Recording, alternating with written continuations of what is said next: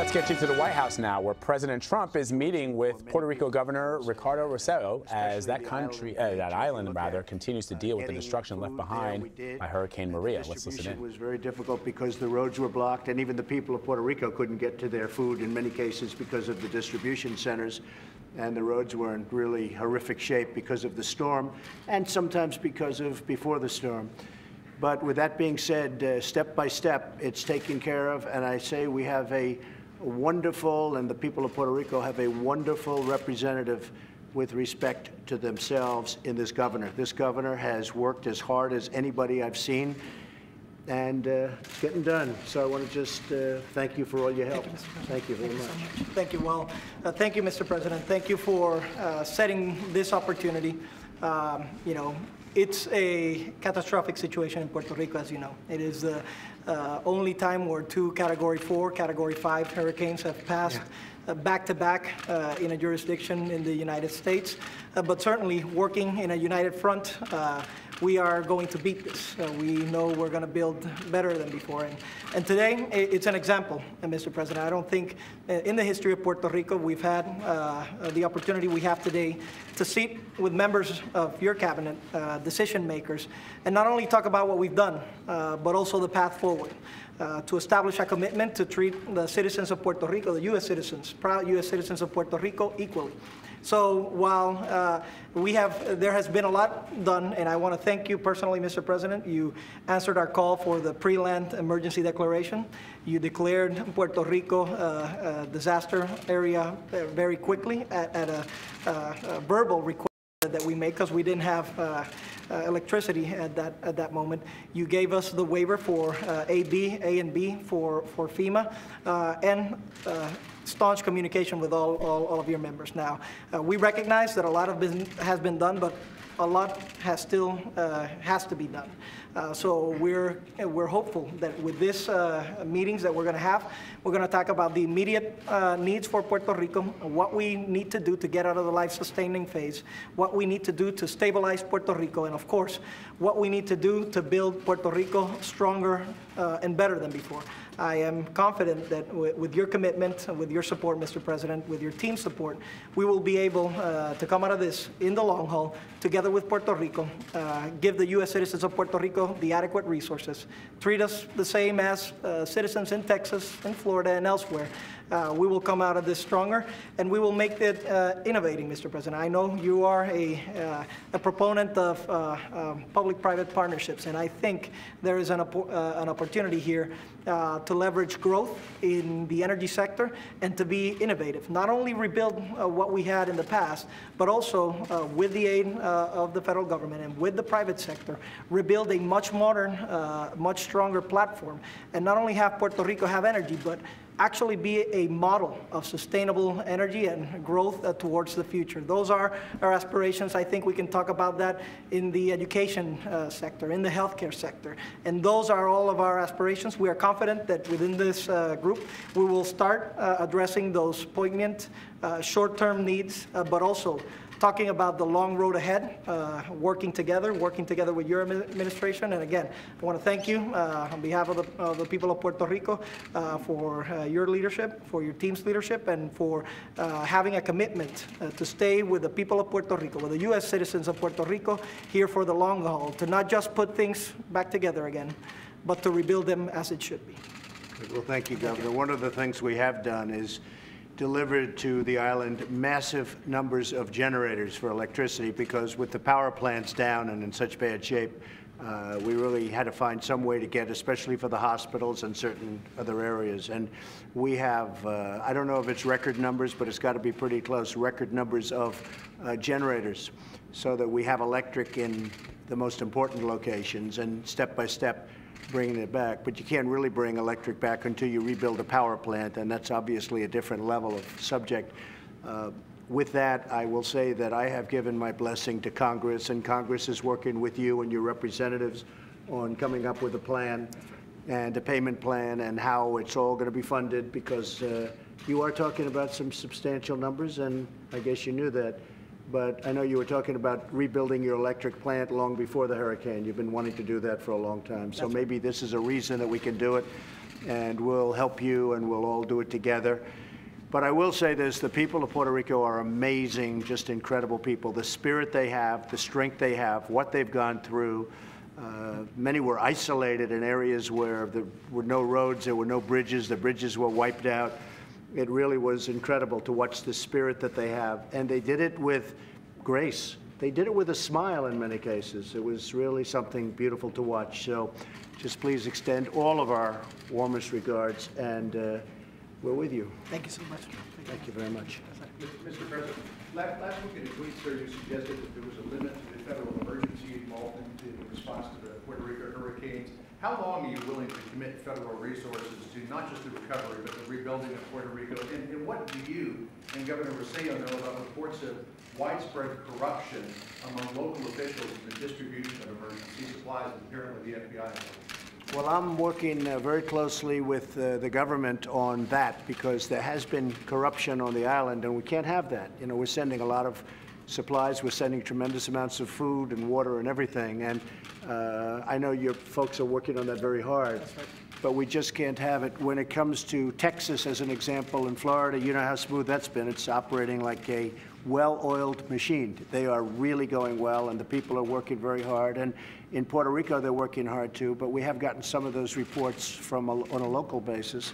And I think the governor will be able to do something about that. I hope you're going to be able to do something about it. Of course, sir. If you want, I can brief you a little bit on what we're doing.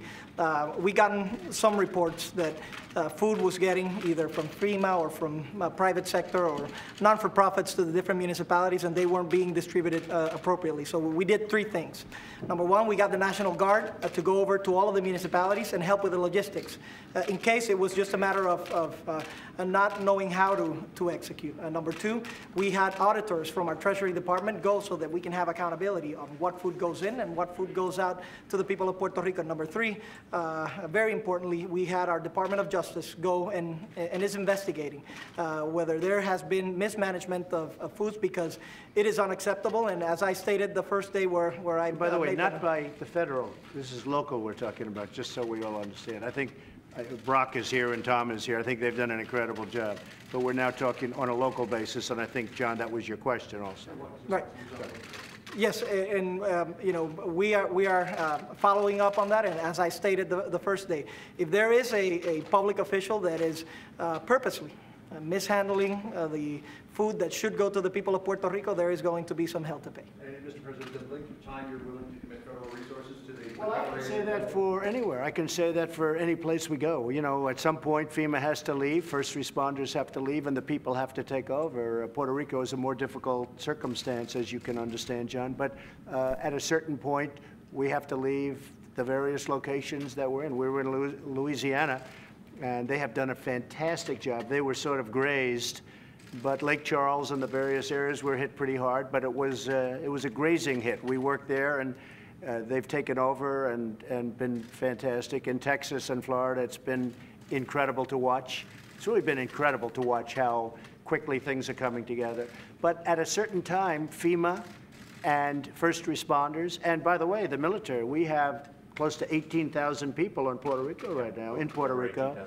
We moved a hospital ship. I believe it's the largest in the world. It's there now. And, you know, you don't want to use it as much as if you can have the local hospitals. That's better in many ways. But we have tremendous assets in Puerto Rico. No, at some point, no matter where it is, whether it's Texas or whether it's Florida, you know, it ends. But I can say in the case of Texas, in the case of Florida, in the case of Louisiana, some areas also got grazed. They have been incredible in the response and incredible in how fast it's coming back. And in many cases, areas that were devastated are already back. In this instance, it's a more difficult situation. But I think the governor understands that FEMA, the military, first responders cannot be there forever. And no matter where you go, they cannot be there forever. If I may just briefly add to that, that is the importance of the short-term and long-term packages that will be in Congress, right? We're going to need some resources. Of course, FEMA is there for the initial response. There is some rebuilding to go through. So that's why, we're thankful to the President for supporting these petitions to Congress so that we can get the resources, liquidity, to kickstart the economy, and of course the long-term rebuilding process. And this is very important. The President has been clear on stating that no U.S. citizen will be left behind.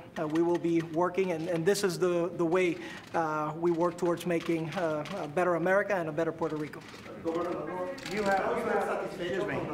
You have areas in Puerto Rico where we literally had to, and still have to, but it's getting less and less, deliver food and supplies by helicopter because the roads have been wiped out and the bridges have been wiped out. There's no way to get there except by helicopter.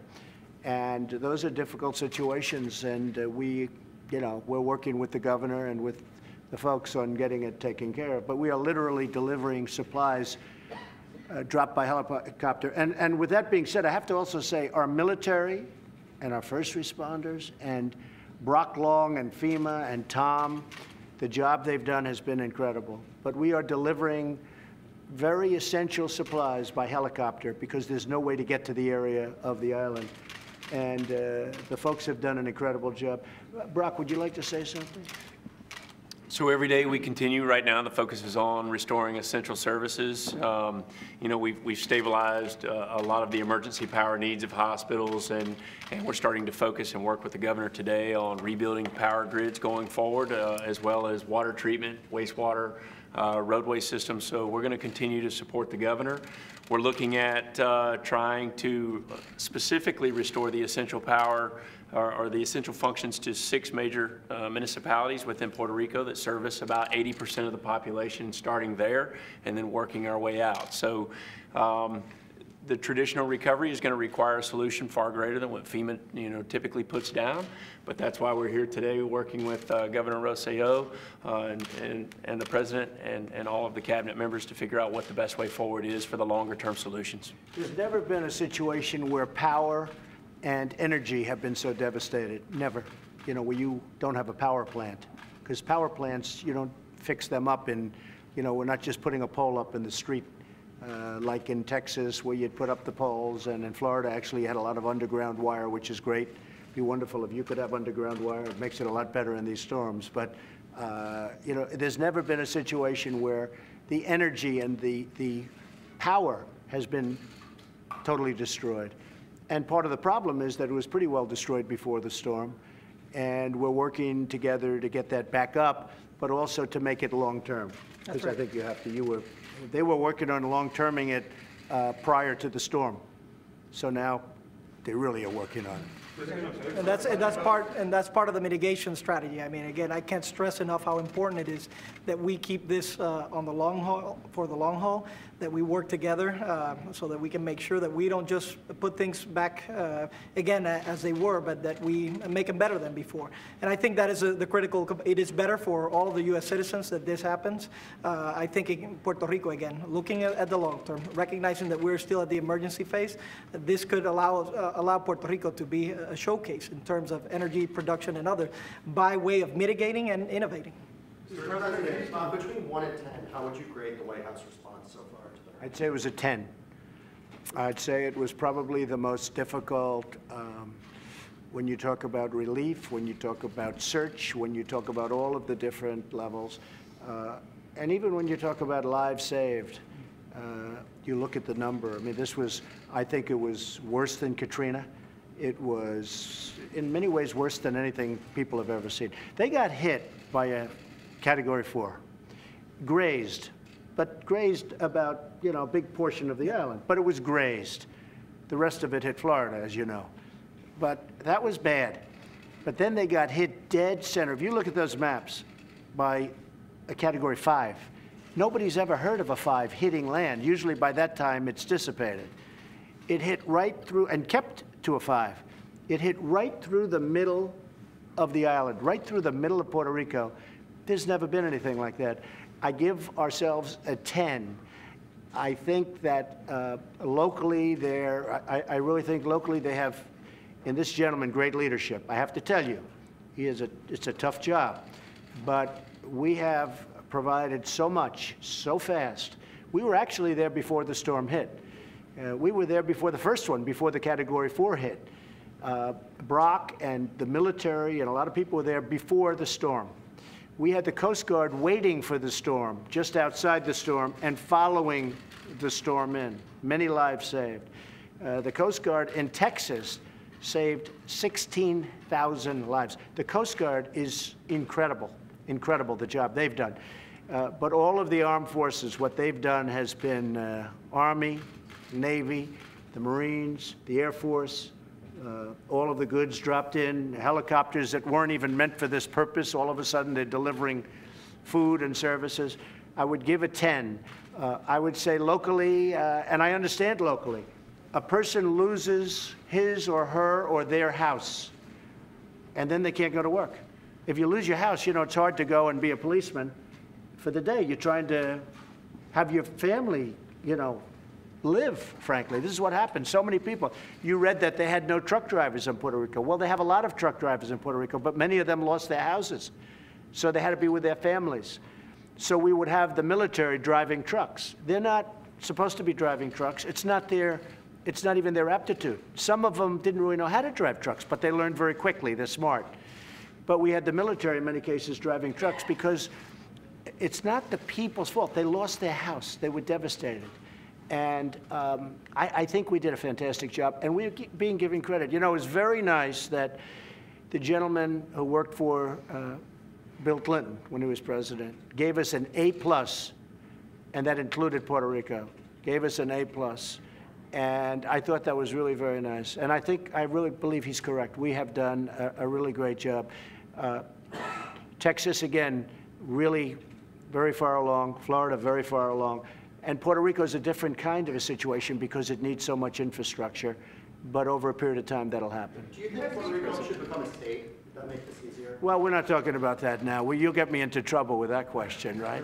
We'll hold that one for how about we hold that one, Mike, for a later time, right? ¿Está usted satisfecho con la respuesta por parte de la Casa Blanca hasta ahora? In Spanish or? Sí, para la gente en la isla. Okay. And then you can interpret. That's right. We'll do. Esto todavía no ha terminado. Lo que yo tengo que hacer como gobernador es decir lo que son los datos, número uno, y número dos, lo que son las expectativas de nuestro pueblo. En términos de los datos y la evidencia, todas las peticiones que le hemos hecho al señor presidente las ha cumplido y ha estado trabajando. Lo cierto es que queda mucho por hacer y que tenemos que seguir trabajando juntos para poder lograrlo. Lo cierto es que hoy vamos a tener reuniones para hacer peticiones adicionales sobre lo que tenemos que trabajar para restaurar energía, para atender lo que son 250,000 hogares que están devastados, más de 500 postes de energía eléctrica de transmisión en el piso, 25% de la infraestructura de telecomunicaciones funcionando solamente, evitar una emergencia de salud pública. O sea que lo importante y lo prioritario aquí, el presidente a todos los pedidos que le hemos hecho ha contestado. Pero ahora lo que queremos seguir haciendo es asegurarnos que esto pueda seguir hacia adelante porque no podemos parar ahora. Si se para ahora, podríamos tener problemas grandes de salud pública, de infraestructura, y no queremos que eso ocurra, pero si seguimos en la misma trayectoria, si seguimos trayendo los recursos con el apoyo al Congreso, vamos a lograrlo. So I'll say it brief version in English. I like it better in Spanish. Well, That was beautiful. I like it too. So, you know, my job as a governor is to state what the facts are, number one, and to establish robust expectations for the people of Puerto Rico, for the U.S. citizens in Puerto Rico. The facts are that every petition that we've made to the President of the United States till this moment, it has been answered. It has been answered. The reality is that we still need to do a lot more for the people of Puerto Rico, and that's why we're meeting here. This is not over by a long shot. And again, it is the President's commitment to work with the U.S. citizens of Puerto Rico to treat us equally on this event, to make sure that those 250,000 that have lost their homes get equal treatment, that we can start restoring the more than 42 roads that have been destroyed in Puerto Rico, that we can lift up our energy grid. And that is something that needs to start happening now. And I petition the Corps of Engineers, I petition FEMA and our Power Authority to work together so that we can be aggressive, that we can get results for the people of Puerto Rico in restoring energy as soon as possible, while keeping an eye on having the opportunity to have a better system for Puerto Rico. This is, you know, Mr. President, in the United States has been characterized for taking extraordinary measures in extraordinary times. These are extraordinary times in Puerto Rico. Therefore, these are extraordinary times in the United States.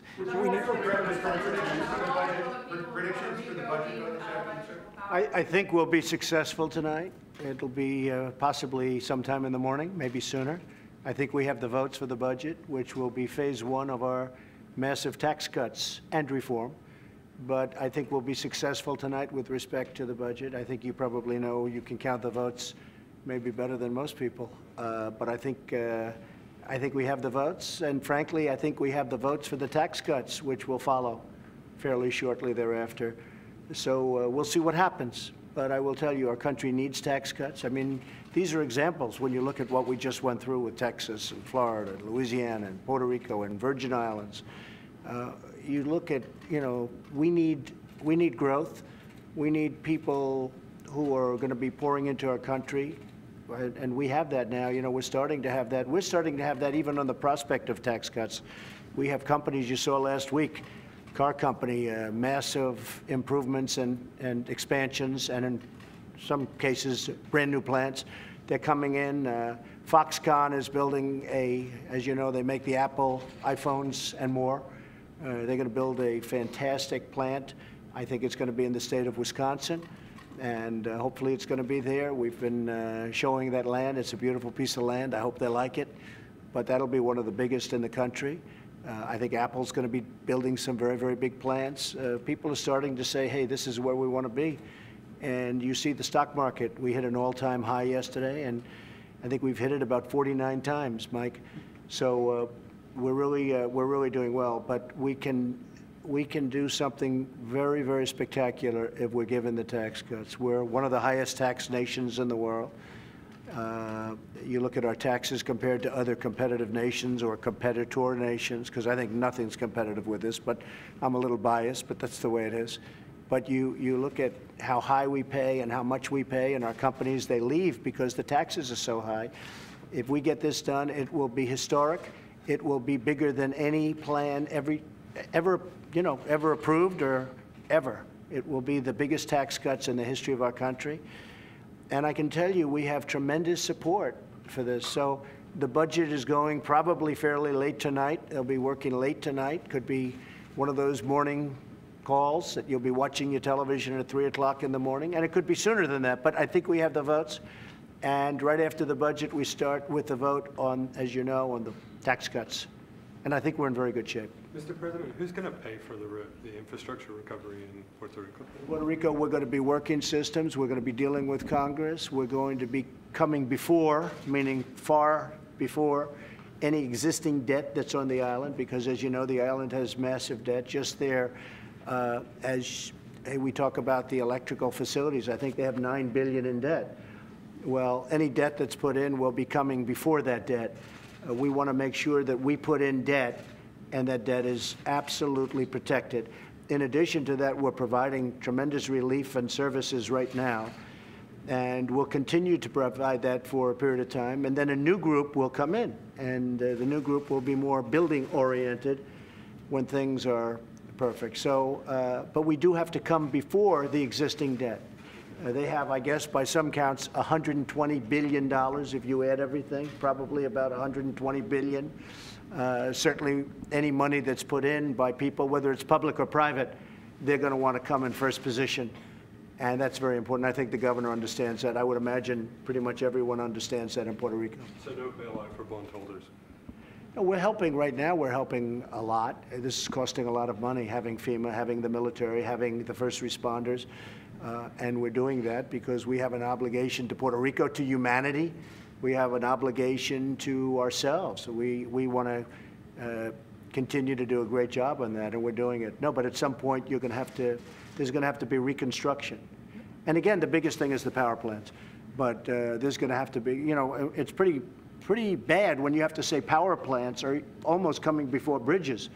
But you have power plants that are needed, you have bridges that are needed, and you have roadways that are needed. That's, you know, something you don't see when you go into areas hit by hurricanes or disaster of almost any kind.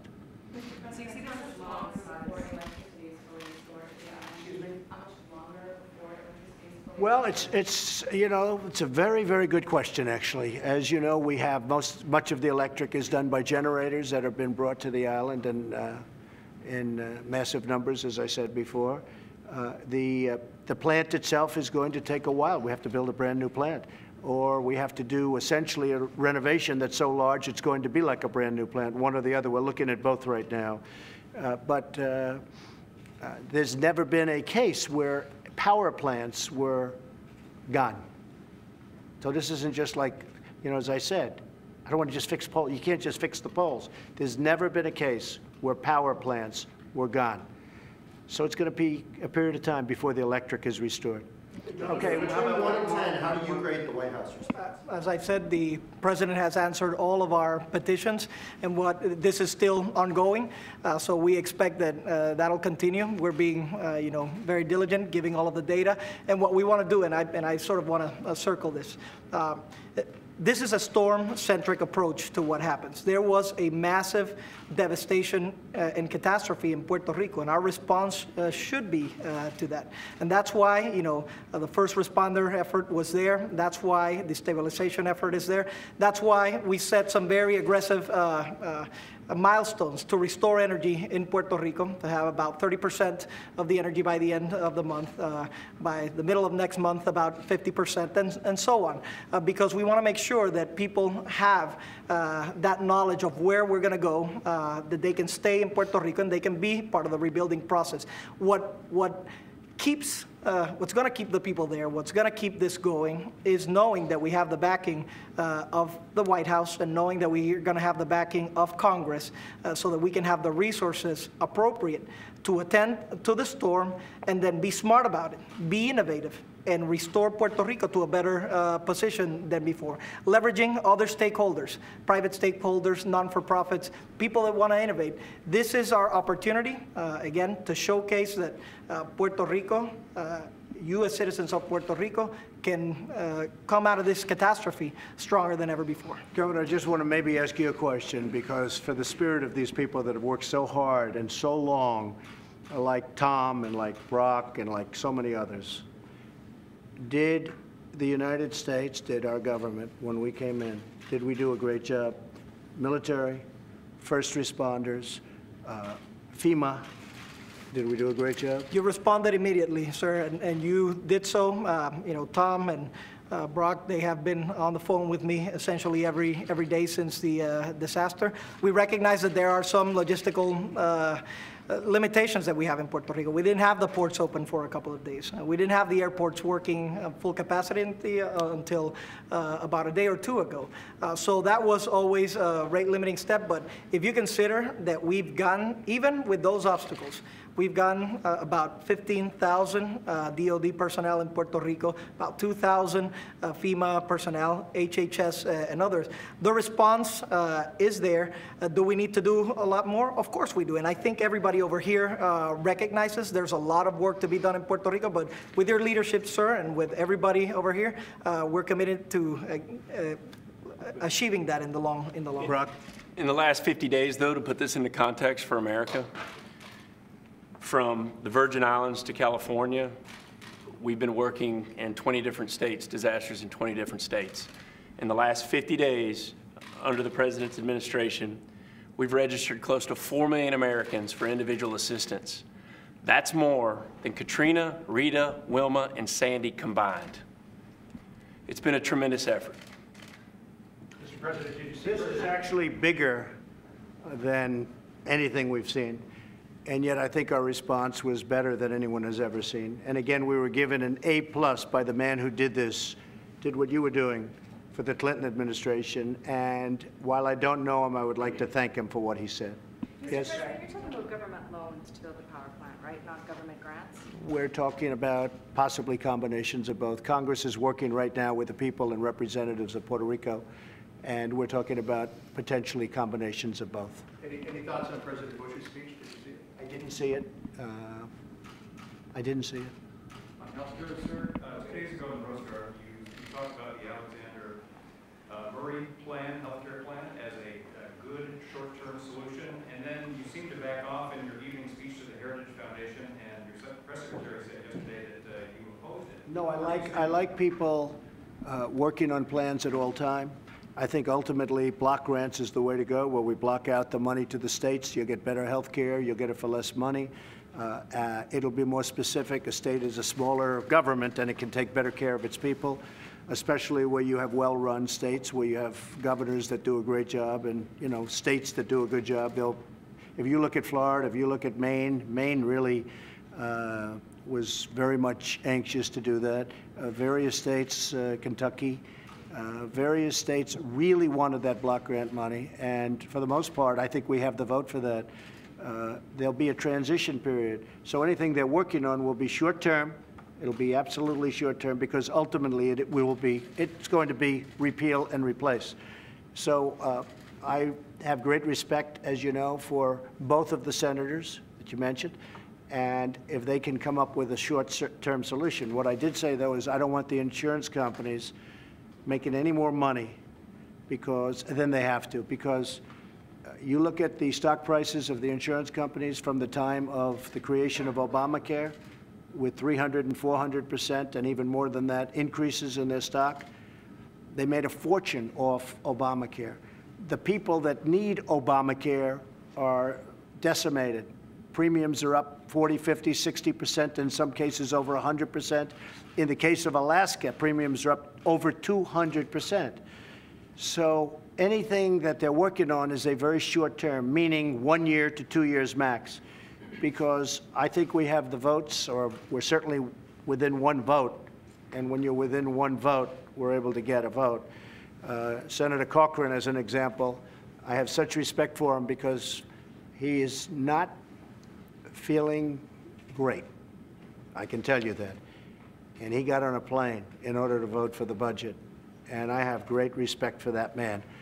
I think it's incredible. But votes are very fragile. We've found that out. We've seen that. I've learned that. I thought we had it the last time, and somebody came out of the blue and voted against it. So now we start the process all over again.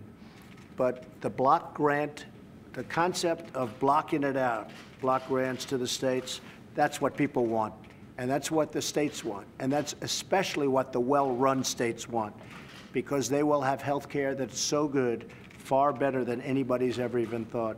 So, again, I respect very much the two senators you're talking about. I love that they're working on it. I want them to be careful with respect to the insurance companies. Insurance companies are extremely good at making money, extremely talented at making money. And I want them to be careful with that.